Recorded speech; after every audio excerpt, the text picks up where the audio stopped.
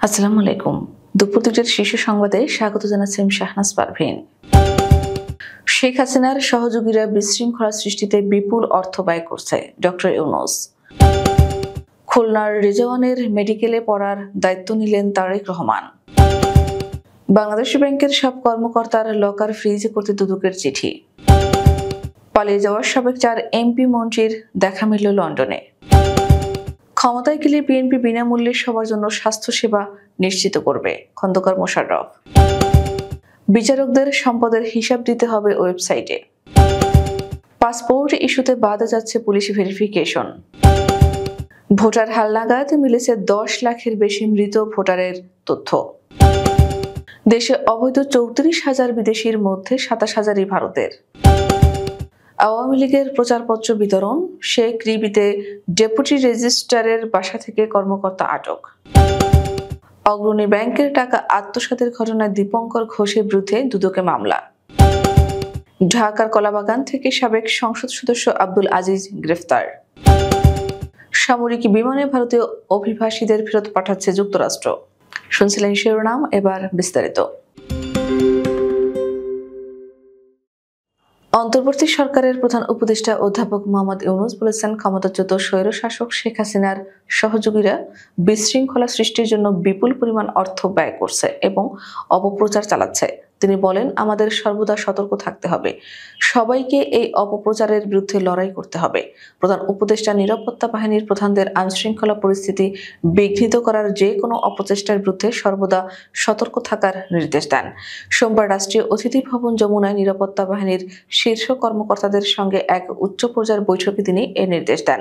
অধ্যাপক ইউনূস বলেন, আমাদের এমন সতর্ক থাকতে হবে যেন যুদ্ধ পরিস্থিতি রয়েছে। এবছর দেশের জন্য অত্যন্ত গুরুত্বপূর্ণ, কাউকে অরাজকতা সৃষ্টি করতে দেওয়া যাবে না। তিনি নিরাপত্তা বাহিনীকে নাগরিকদের মানবাধিকার রক্ষার পাশাপাশি ধর্মীয় ও জাতিগত সংখ্যালঘুদের বিরুদ্ধে যে কোনো আক্রমণ প্রতিরোধে বিশেষ ব্যবস্থা নেওয়ার নির্দেশ দেন। যদি আমরা আমাদের ধর্মীয় সংখ্যালঘুদের রক্ষা করতে ব্যর্থ হই, তাহলে আমাদের বৈশ্বিক ভাবমূর্তি মারাত্মকভাবে ক্ষতিগ্রস্ত হবে। আমাদের এই বিষয়ে খুবই স্বচ্ছ হতে হবে।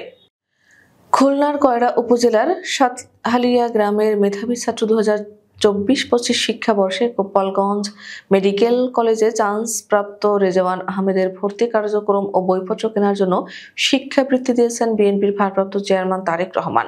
জিয়াউর রহমান ফাউন্ডেশনের রিহ্যাবিলিটেশন কমিটির অধীনে ডাক্তার শাহ মোহাম্মদ আমানুল্লাহর পরিকল্পনায় এবং বিএনপির জাতীয় নির্বাহী কমিটির স্বাস্থ্য বিষয়ক সহ সম্পাদক ডাক্তার পারভেজ রেজা কাকুনের ব্যবস্থাপনায় রেজওয়ানকে এ সহায়তা দেওয়া হয়েছে। এ সময় উপস্থিত ছিলেন গোপালগঞ্জ জেলা বিএনপির আহ্বায়ক শরীফ রফিকুজ্জামান, জেলা বিএনপির সদস্য ডাক্তার কে এম বাবর এবং গোপালগঞ্জ মেডিকেল কলেজের অধ্যক্ষ প্রফেসর ডাক্তার অমল চন্দ্র পাল।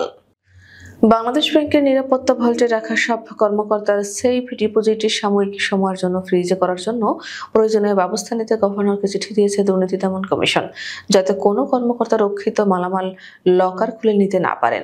দুদকের পরিচালক কাজী সাইমুজ্জামান মঙ্গলবার একটি গণমাধ্যমকে এই তথ্য জানান। বাংলাদেশ ব্যাংকের গভর্নরকে দেওয়া চিঠিতে বলা হয়, গত ২৬ জানুয়ারি আদালতের অনুমতিতে একজন ম্যাজিস্ট্রেটের উপস্থিতিতে অনুসন্ধানের উদ্দেশ্যে গঠিত দুর্নীতি দমন কমিশনের টিম বাংলাদেশ ব্যাংকের কয়েন ভল্টে রক্ষিত অভিযান সংশ্লিষ্ট সাবেক ডেপুটি গভর্নর শীতাংশু কুমার সরু চৌধুরীর সেফ ডিপোজিট তল্লাশি করে।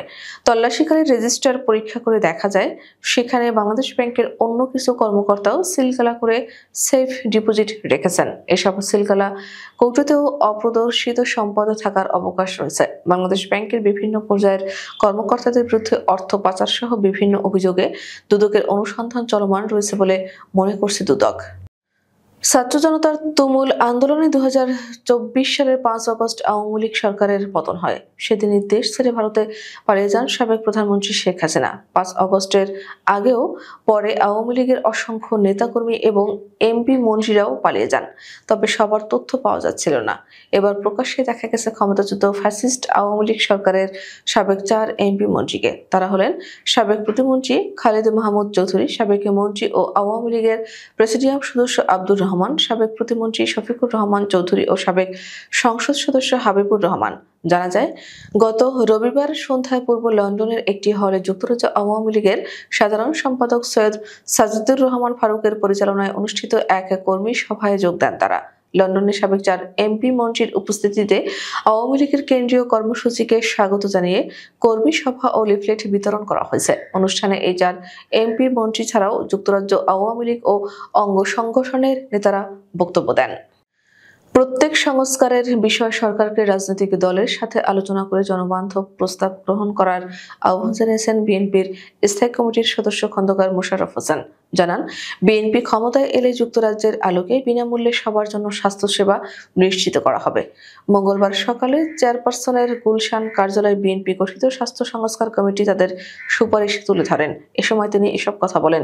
বিএনপির প্রস্তাবনায় রয়েছে প্রান্তিক জনগোষ্ঠীর জন্য ইউনিয়ন ভিত্তিক গ্রামীণ স্বাস্থ্য সহকারী নিয়োগ ও স্বাস্থ্য কার্ড প্রবর্তন সহ স্বল্প, মধ্যম ও দীর্ঘমেয়াদে সংস্কারের সুপারিশ, যার মধ্যে রোগী ও সেবা প্রদানকারীদের জন্য সমতা ভিত্তিক আইন প্রণয়ন ও সব হেলথ কমপ্লেক্সকে 100 শয্যায় উন্নীতকরণ। 3 বছর পর পর সুপ্রিম কোর্ট ও অধস্তন আদালতের বিচারকদের সম্পত্তির বিবরণ সুপ্রিম কোর্টে প্রেরণের পাশাপাশি ওয়েবসাইটের মাধ্যমে জনসাধারণের কাছে প্রকাশ করতে হবে। ওয়েবসাইটে প্রকাশ করতে হবে কর্মকর্তা কর্মচারীদের সম্পত্তির হিসাবও। বিচারকদের বিষয়ে অভিযোগ গ্রহণে অভিযোগ বক্স স্থাপনের পাশাপাশি থাকবে ডেডিকেটেড ইমেইল। বিচার বিভাগ দুর্নীতি মুক্ত রাখতে জরুরি ভিত্তিতে পদক্ষেপ গ্রহণ প্রয়োজন। বিচার বিভাগ সংস্কার কমিশনের প্রতিবেদনে এমন 9 দফা সুপারিশ করা হচ্ছে। এসব তথ্য জানা গেছে সংস্কার কমিশনের প্রতিবেদনের সারসংক্ষেপ থেকে। পাসপোর্ট ইস্যু ও নবায়নের ক্ষেত্রে পুলিশ ভেরিফিকেশন বাদ যাচ্ছে। বর্তমানে এ কাজে করে পুলিশের স্পেশাল ব্রাঞ্চ বা এসবি। জাতীয় পরিচয়পত্র ও জন্ম নিবন্ধন পাসপোর্ট ইস্যুর মূল ভিত্তি ধরা হয়। এ দুটি সঠিক থাকলে পাসপোর্ট দেওয়ার ক্ষেত্রে কোনো বাধা থাকার কথা নয়। সম্প্রতি উপদেষ্টা পরিষদের সভায় এমন মতামত উঠে আসে। এরপরই এ নিয়ে কাজ শুরু করে স্বরাষ্ট্র মন্ত্রণালয়ের সুরক্ষা সেবা বিভাগ। এ বিভাগ সূত্রে জানা গেছে, পুলিশ প্রতিবেদনের অপেক্ষায় এই মুহূর্তে সারা দেশে 16,000 পাসপোর্ট ইস্যু ঝুলে আছে।